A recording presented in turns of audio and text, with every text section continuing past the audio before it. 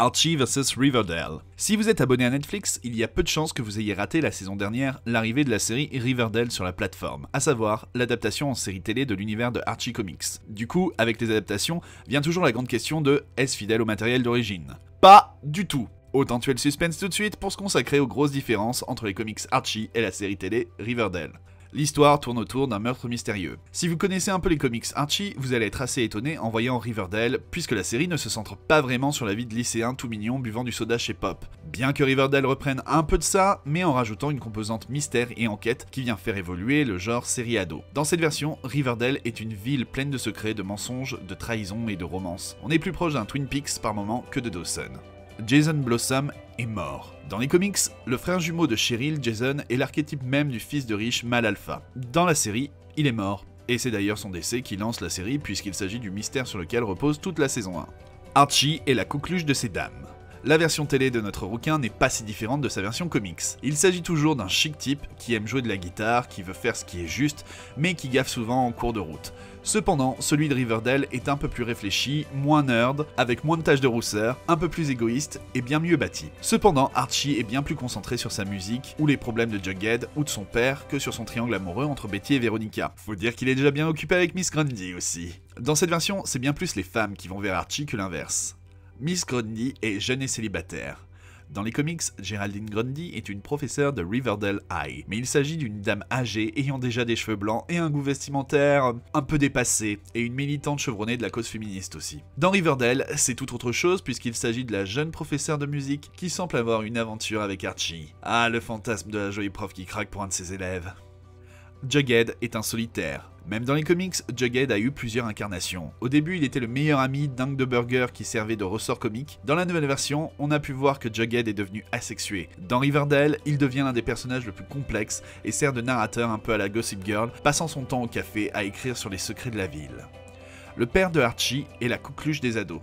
Dans les comics, Monsieur Andrews, disons qu'il a pas trop de quoi faire rêver quoi. Un homme grand, bedonnant, avec une calvitie prononcée et des petites moustaches. On est bien loin du fantasme de ces dames, alors quand Riverdale a décidé de donner ce rôle à Luke Perry, le fameux Dylan de 90-210 Beverly Hills qui faisait craquer les adolescentes des années 90, il y a de quoi être surpris. Au passage, on en profite aussi pour en faire un dur travailleur, père célibataire. D'ailleurs, la mère d'Archie, qu'on verra bien plus tard, est aussi une ancienne star puisqu'il s'agit de Molly Ringwald, la fameuse rouquine du non moins fameux Breakfast Club.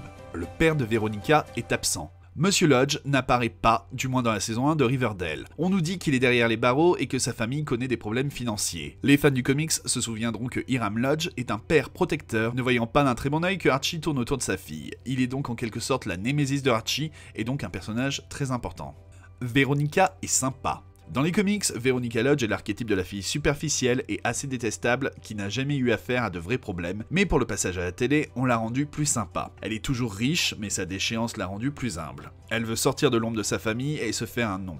Elle et Betty font équipe contre la vraie peste du lycée, Cheryl Blossom. Veronica et Betty sont amies.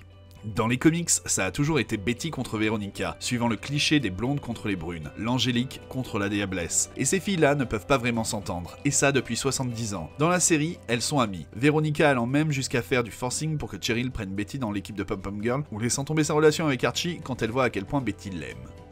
Betty est bien plus complexe. Le personnage de Betty Cooper a souvent été unidimensionnel. Elle est la blonde charmante, la girl next door comme le disent les Américains. Dans Riverdale, on peut voir qu'il y a bien plus que ça. On sait qu'il y a un sombre secret autour de ce qui est devenu sa sœur, sa famille est des plus dysfonctionnelles, et Betty doit lutter avec la pression permanente que tout le monde lui met afin qu'elle soit parfaite. Lutter avec un amour à sens unique pour Archie, et peut-être quelques problèmes mentaux aussi. La mère de Betty est un monstre. La version télé de Madame Cooper est bien plus impitoyable que sa contrepartie comics, poussant Betty à être parfaite à n'importe quel prix, tout comme elle peut l'être en tant que journaliste, trahissant n'importe qui.